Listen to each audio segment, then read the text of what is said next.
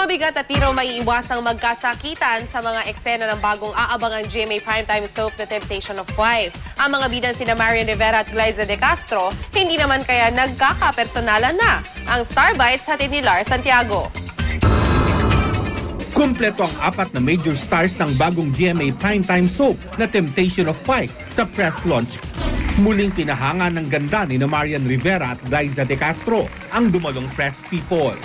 Makikisig din sa kanilang black suit ang leading men na sina Dennis Trillo at Rafael Rosel.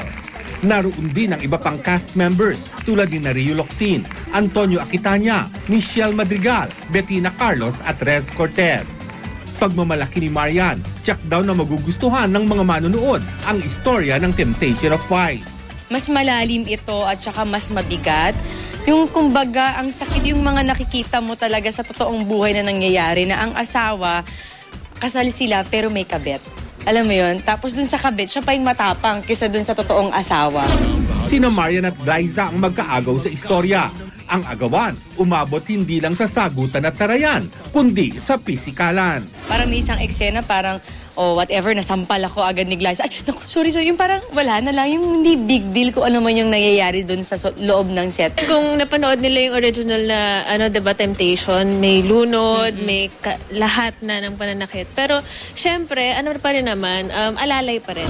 Dahil magkaibigan at komportable sa isa't isa, hindi naman pinepersonal ni Nayan at Glyza kahit nagkakasakitan sila minsan sa eksena. Kumbaga kahit man lang hindi nasadya na ganun yung nangyari, kumbaga titigan lang, nag-smile na, okay na yun.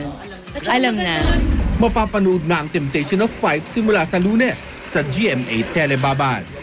Lars Santiago, GMA News.